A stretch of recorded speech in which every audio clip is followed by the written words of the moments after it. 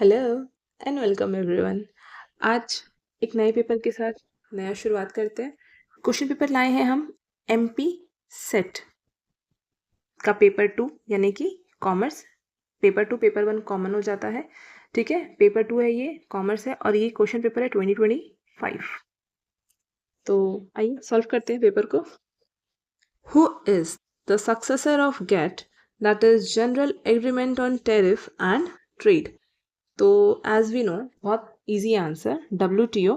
अगर फिर भी आपको थोड़ा सा डाउट जा रहा है तो जो एशियंस है, ये जो अनटैक्ड है, ये सब एक एसोसिएशंस टाइप के। IMF हमें पता है, ठीक है, ये फंड्स पे डील कर रहा है। तो वर्ल्ड ट्रेड ऑर्गेनाइजेशन, यहाँ पे ट्रेड की बात हो रही है और टैरिफ की बात हो रही है, so it goes with WTO।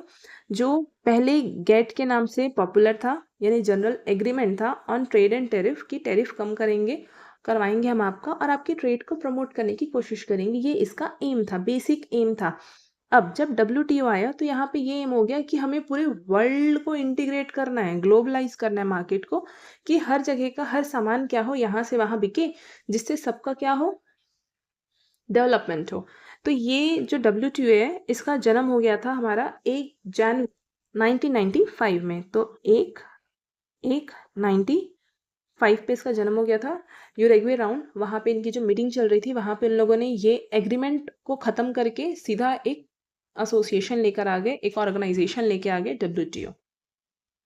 Second one, the WTO received its funding in 2022 from miscellaneous income and yearly contribution from. तो ईयरली कंट्रीब्यूशन कौन करेगा? तो उसके मेंबर्स करेंगे। तो 2022 में इसके कितने मेंबर्स थे? इट हैड 164 मेंबर्स थे इनके। कब? 2022 में। जो आज की डेट में 2024 में दो और आ गए, दैट मीन्स 166 है अब की डेट में भी। Okay. Which theory states that variations in a Nations labour and capital endowment determine its export. तो कह रहा है कि कौन सी थ्योरी ये कह रही है कि जो वेरिएशंस है, यानी डिफरेंट प्रपोर्शंस है आपके, किसके, लेबर और कैपिटल, यानी दो फैक्टर की बात कर रहा है, 2 फैक्टर्स की बात कर रहा है। हमारे पास कितने फैक्टर्स ऑफ प्रोडक्शन होते हैं? तो पहला होता है capital, labour, land and entrepreneur. 3 होते हैं, कई लोग 3 मानते हैं और कुछ स्कॉलर्स ने 4 माने हैं, क्योंकि एंटरप्रेन्योर बहुत इंपॉर्टेंट रोल प्ले करता है, पूरा स्किल लगाता है, दिमाग का खेल खेलता है। ओके, रिस्क लेता है, एक्चुअली रिस्क बियरिंग फैक्टर है ये। हाँ, तो यहाँ पे 2 फैक्टर की बात कर दी है, तो ध्यान जा रहा है फैक्टर एंडोमेंट थ्योरी या 2 फैक्टर थ्योरी, जिसके कौन है? हेक्सचर एंड ऑलिन। ओके, तो फैक्टर प्रपोर्शन थ्योरी इसमें ये कहता है कि आप पहले ये चेक करिए कि आपका जो नेशन है वो वहाँ पे लेबर है या फिर कैपिटल इंटेंसिव है। आपका नेशन किस चीज़ में बेहतर है? जैसे आप अमेरिका और अमेरिका और इंडिया की जब बात करेंगे, तो अमेरिका मशीन वाला है, कैपिटल इंटेंसिव है। वेयर इंडिया क्या है? वो लेबर इंटेंसिव है। यहाँ पे इतनी ज़्यादा आबादी है कि यहाँ पे लोग काम करेंगे, वो ज़्यादा सस्ता पड़ेगा एज़ कम्पेयर टू मशीन्स। तो जहाँ का जो सीन है आप उस हिसाब से ट्रीट करेंगे। प्रोडक्ट लाइफ साइकिल, तो यहाँ पे प्रोडक्ट लाइफ साइकिल की थ्योरी है कि आप इनोवेशन करेंगे, फिर रिसर्च एंड आपको जो करना पड़ेगा, तो step by step product life cycle आ गया। थ्योरी ऑफ एब्सोल्यूट एडवांटेज, यहाँ पे एडम स्मिथ साहब ये कहना चाह रहे हैं कि आप पहले ये चेक करिए कि आपका कौन सा फैक्टर अच्छा है, आप सबसे अच्छा क्या कर सकते हैं। आपका नेचर रिसोर्स अच्छा है या अक्वायर्ड रिसोर्स अच्छा है? अक्वायर्ड यानी टेक्नोलॉजी पे चले जाएंगे आप, स्किल्स की बात हो जाएगी। और नेचर या नेचुरल रिसोर्सेज मतलब आपकी खेती बाड़ी, आपका माइंस वगैरह है आपके पास, पेट्रोलियम अवेलेबल है, तो आपका जो आपके पास बेस्ट है आप वो काम करिए। आप सब मत बनाइए, आप वो करिए जो आप एब्सोल्यूट, आप बेस्ट कर सकते हैं, ठीक है। और आप उसको एक्सपोर्ट करिए और बाकी की चीज़ों को आप इम्पोर्ट करिए। मर्केंटलिस्ट ये कहता है कि पैसा ही सब कुछ है, तो पैसा कमाओ बस। यहाँ पे सर्विसेज को किनारे कर दिया गया था, ह्यूमन रिसोर्सेज को असाइड कर दिया गया था। ओके, तो इन्होंने सिर्फ पैसा, वेल्थ, जिस इकोनॉमी के पास वेल्थ ज़्यादा है वो बेस्ट इकोनॉमी है। वहाँ पे जो सॉफ्ट या इंटेंजिबल चीज़ें होती है, रिसोर्सेज होते हैं, जैसे कि नॉलेज है, स्किल है, इन चीज़ों को किनारे कर दिया गया था। The next one, where was the first SAARC summit held. अब ये सार्क क्या है? South Asian Association for regional corporation, for regional corporation. South Asian, तो साउथ एशियन यानी साउथ एशिया। साउथ एशिया मतलब आप हिमालय के यहाँ जो इतने नीचे भरे हुए हैं ना, इन सबको आप जोड़ दीजिए इधर, ठीक है। तो यहाँ पे टोटल कितने होंगे? 8 कंट्रीज हैं इसमें, 8 कंट्रीज हैं। एक दूर पे यहाँ बैठा है मालदीव, थोड़ा और दूर है, पास में लगा दिया मैंने यहाँ पे, ठीक है। तो ये 8 कंट्रीज का एसोसिएशन है, जिनकी पहली मीटिंग हुई थी बांग्लादेश में, ठीक है। सार्क, साउथ एशियन, हिमालय के इधर नीचे वाले लोग हैं सारे, नेपाल है, पाकिस्तान है, इंडिया है, म्यांमार है, बांग्लादेश है, ठीक है, श्रीलंका है, मालदीव्स है, तो ये अफगानिस्तान है। तो ये सारे लोग हैं इस एसोसिएशन में, ठीक है। और पहली मीटिंग कहाँ की थी इन्होंने? बांग्लादेश में की थी। The cultural environment of international business comprises of. Culture क्या होता है? हमारी सांस्कृतिक, हमारी संस्कृति। तो कहाँ से आती है? Religion, custom and manners. तो हाँ, हमारी जो संस्कृति वो हमारे रिलीजन से आती है। हमारा जो धर्म है हम उसके हिसाब से, खान पान है हमारा, उस हिसाब से हमारा पहनना ओढ़ना है, उसी से हमारे कस्टम्स बनते हैं, उसी से हमारे मैनर्स आते हैं। जैसे कि लाइक प्रसाद लेने के बाद माथे को छूना, या ज़मीन पे मंदिर में जाते हैं तो हम माथे को ज़मीन पे रख के प्रणाम करते हैं। ऐसा दूसरे रिलीजन्स में नहीं होता, और भी बहुत सारे जो रिलीजन्स हैं, ठीक है। तो इंडिया में जो रिलीजन्स है उनमें ऐसा है कि हम अपने घुटनों को टेक के वहाँ पे प्रणाम करके आते हैं, हाथ जोड़ के प्रणाम करके आते हैं। सबके अपने अपने क्या है, डिफरेंट तरीके हैं। तो ये कहाँ से आया? ये चीज़ हमारे रिलीजन से आया। जैसे पाँव छूना हो गया, ये सब हमारे रिलीजन से आ गया, ठीक है। Values and attitude. तो हमारे वैल्यूज़, हमारे एटीट्यूड, एटीट्यूड जैसे हमारा अतिथि देवो भव, हर किसी की सेवा करने के लिए तैयार हो जाते हैं, ठीक है। अननोन्स के भी हैं। तो ये सब एटीट्यूड कहाँ से आया? ये भी हमारे रिलीजन से आया, तभी हमारा क्या बन गया? ये कल्चर बन चुका है। कस्टम एंड मैनर्स, तो ये ऊपर वाला पॉइंट यहाँ पे रिपीट हो चुका है। So all of the above, ये सभी चीज़ें मिलके हमारा कल्चर डिटरमाइन करते हैं, कल्चर कंस्ट्रक्ट करते हैं। Next 56, the following statement defines. क्या डिफाइन करता है? और डायनमिक, डायनमिक बोले तो चेंजिंग, जो स्टैटिक नहीं है, जो रुका हुआ नहीं है, जो बदल रहा है पल पल। एंड मल्टी डायमेंशनल, जिसके बहुत सारे डायमेंशंस हैं। मतलब जैसे ये सिंगल लाइन है, ये होता है, ये 2D है, तो ऐसे बाकी जो फिगर्स होते हैं वो मल्टी डायमेंशनल हो गया। Process of economic integration, process of economic, economic यानी एक कंट्री की इकोनॉमी होती है, इंटीग्रेशन यानी मिक्स होना। तो प्रोसेस ऑफ इकोनॉमिक इंटीग्रेशन मतलब दो या दो से अधिक कंट्रियां क्या हो रही है? इंटीग्रेट हो रही है, एक बन रही हैं। कहीं ना कहीं उनमें क्या हो रहा है?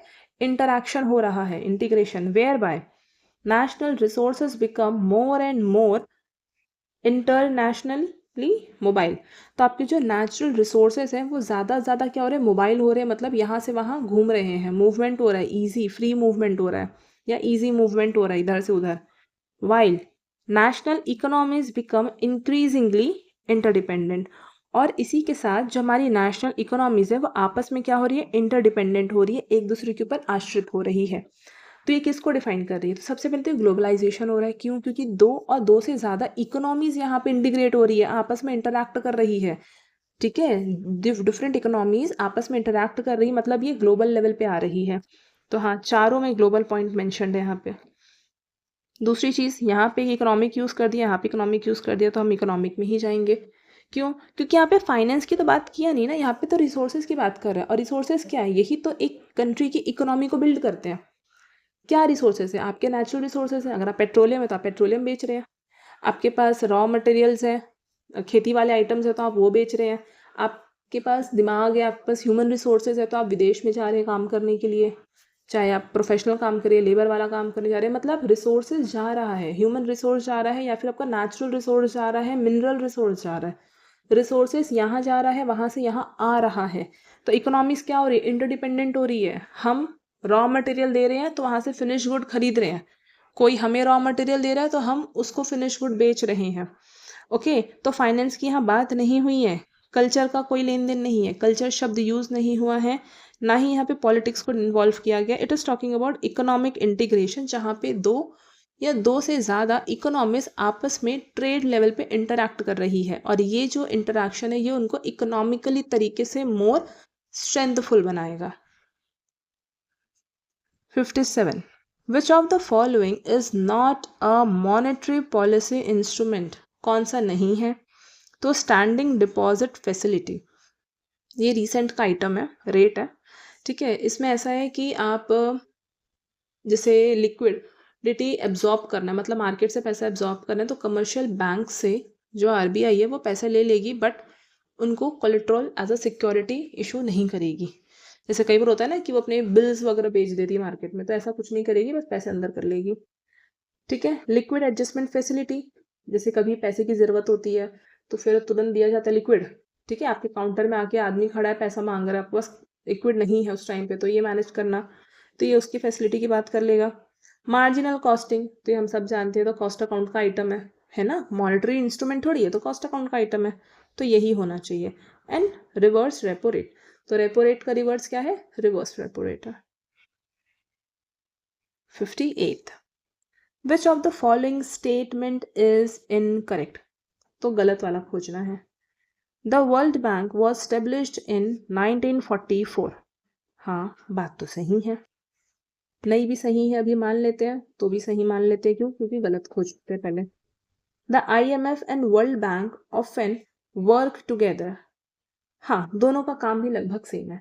वर्ल्ड बैंक की जो स्थापना की गई थी वो वर्ल्ड बैंक नाम से नहीं आया था, वो IBRD इस नाम से आया था, जो बाद में वर्ल्ड बैंक कहला गया, ठीक है। तो इन दोनों की एक साथ जन्म तिथि है, सेम डेट पे बर्थडे इनका, और बाद में IBRD वर्ल्ड बैंक बन चुका है। The World Bank Group is a family of 4 international organisation, तो जी नहीं, ये मिल गई गलती, ठीक है, वो 5 आइटम है, वो 5 ऑर्गेनाइजेशंस का ग्रुप है। World Bank was originally known as the International Bank for Reconstruction and Development, जी हाँ, IBRD, अभी बताया, ये IBRD के नाम से पॉपुलर था, ठीक है, बाद में ये वर्ल्ड बैंक कहला गया, तो जो गलत ऑप्शन है वो ये है। अब इसमें 5 आइटम थे, पहला आइटम है IBRD, इनका उत्पत्ति ही ये हुआ था, कह के कि जब वर्ल्ड वॉर हुआ है तो जो भी इकोनॉमीज गंदे तरीके से डिस्ट्रॉय हो गई है उनको वापस से रिकंस्ट्रक्ट करने का एम था इनका।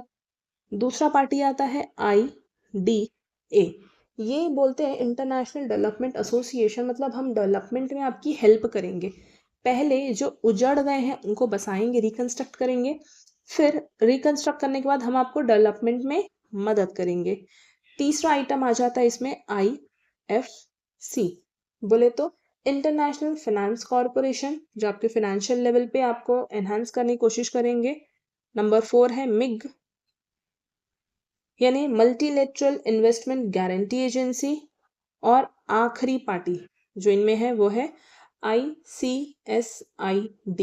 International centre for settlement of investment disputes, ठीक है, मतलब आपके इन्वेस्टमेंट वाले जो डिस्प्यूट हो जाते हैं, जो पंगाबाजी हो जाते हैं कि आप टर्म्स पे रेडी नहीं हो रहे, तो 2 आदमी कब तक लड़ेंगे, 2 आदमी यानी 2 इकोनॉमी, 2 कंट्री कब तक लड़ेगी, वो जाएगी अपना मुद्दा लेके WTO के पास, और वहाँ पे डिस्प्यूट रिड्रेसल कमेटी है उनकी, ठीक है, वो ये काम को कर देगी। तो ये 5 इंटरनेशनल ऑर्गेनाइजेशन हैं जो वर्ल्ड बैंक को बनाते हैं। 59, which is the final stage of internationalisation according to the EPRG framework, तो फाइनल स्टेज पूछ रहा है, बहुत आसान सा क्वेश्चन है। EPRG पहले बता दिया है, तो E यानी इथनोसेंट्रिक, P यानी पॉलीसेंट्रिक, R यानी रीजनोसेंट्रिक, और G यानी जियोसेंट्रिक, तो फाइनल स्टेज कौन है? जियोसेंट्रिक है। अब बात करते हैं इंटरनेशनलाइजेशन, इसी में एक और वर्ड आता है इंटरनलाइजेशन। इंटरनलाइजेशन, ध्यान देंगे, मैंने यहाँ इंटरनलाइजेशन लिखा है, यहाँ इंटरनेशनलाइजेशन, नेशनल वर्ड का उपयोग हुआ है। इन 2 टर्म्स में डिफरेंस ये है, इंटरनेशनलाइजेशन ये कहता है कि आप प्रोडक्शन करेंगे और अपने इकोनॉमी में बेचेंगे, साथ में आप अपने आसपास की इकोनॉमी या टारगेट मार्केट पे एक्सपोर्ट करने की कोशिश करेंगे, ठीक है, वहां पे एक्सपोर्ट करने की कोशिश करेंगे, जो मतलब आप एक्सपोर्ट करेंगे, वहां जाके बनाएंगे नहीं, बनाएंगे यहाँ, प्रोडक्शन यहाँ होगा, मैन्युफैक्चरिंग यहाँ होगी, पैकेजिंग यहाँ होगा, यहाँ से आपका प्रोडक्ट ट्रांसपोर्ट होगा, पर जो इंटरनेशनलाइजेशन है वो ये कहता है कि अब आप किसी दूसरी इकोनॉमी में जा के अपना मैन्युफैक्चरिंग सेटअप करेंगे और वहाँ पे प्रोडक्शन करेंगे, और आप ऐसा इसलिए करेंगे क्योंकि आपका प्रोडक्ट में वेरिएशन आ रहा है, पहला चीज़। दूसरा, आपका ट्रांसपोर्ट कॉस्ट बढ़ रहा है। अब समझने के लिए इसको हम एक अच्छा एग्जाम्पल लेते हैं टेस्ट का, यानी मिक्सचर। इंडिया में लोग चटपटा खाते हैं, नॉर्मल भी खाते हैं, ऐसा नहीं है कि कम तीखा वाला भी खाते हैं, बट मेनली चटपटा पसंद किया जाता है। तो यहाँ पे जो मिक्सचर वगैरह है वो बहुत चटपटे से होते हैं।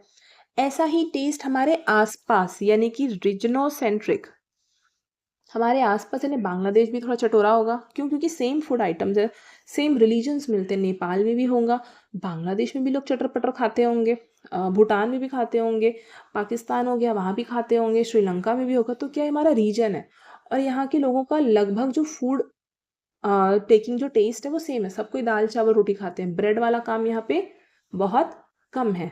ठीक है, तो आपने क्या किया, जो पहले अपने होम पे फोकस किया, यानी एथनोसेंट्रिक। पहले आपने अपनी होम कंट्री के टेस्ट के हिसाब से खाना बनाया। उसके बाद आप जब किसी दूसरे देश में गए तो आपने वहाँ पे क्या किया, अपना टेस्ट या अपने प्रोडक्ट को यूनिक किया, स्पेसिफाई किया। फिर आप वहाँ जाने के बाद एक प्रॉपर एक रीजन को आपने कैप्चर करने की कोशिश की कि ठीक है, एक मार्केट हो गया, अब एक इधर का पूरा मार्केट कैप्चर करने का, रीजनोसेंट्रिक हो रहे हैं आप, और यहाँ के लोगों का यही टेस्ट है तो हम यही वाला आइटम इधर बेचेंगे। ठीक है, जैसे यूएस वगैरह में इतना चटर पटर नहीं खाएंगे, आई गेस सो। आपने देखा होगा प्रियंका चोपड़ा के इंटरव्यू कि वो आम पापड़ और हाजमोला वहाँ के लोग समझ नहीं पाते, अनारदाना और ये सब चीज़ें तो यहाँ पे ऐसे ही खा लेते हैं, जलजीरा वाला ऐसे ही चाटते बैठते रहते हैं, टाइम पास।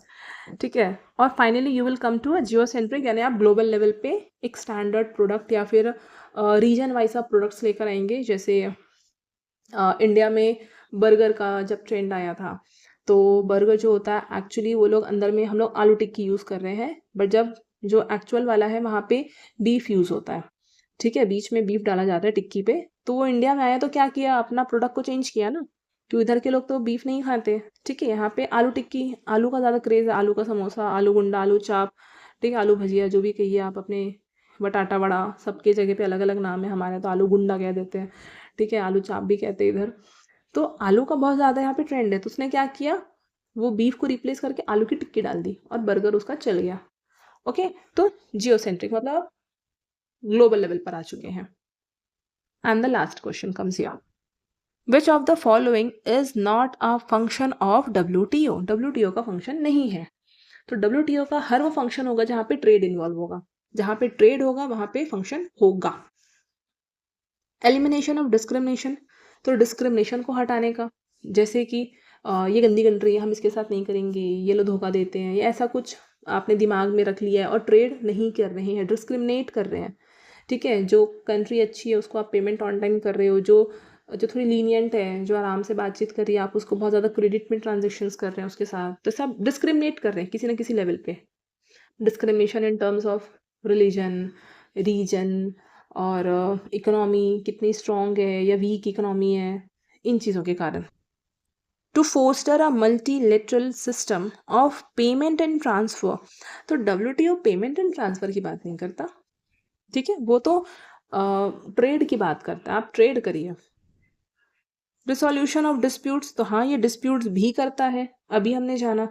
इसका तो एक विंग है प्रॉपर, 5th वाला जो विंग है वो यही काम करता है, डिस्प्यूट रिड्रेसल। तो डिस्क्रिमिनेशन भी हो रहा है। Combating protection and trade barriers, तो इसको भी क्या कर रहे हैं, ट्रेड बैरियर्स को कम करने की कोशिश कर रहे हैं। तो जो नहीं है that is true over here, that is foster a multilateral system of payment and transfer. So this is all for today. We shall continue this paper to the next class. Thank you and stay tuned.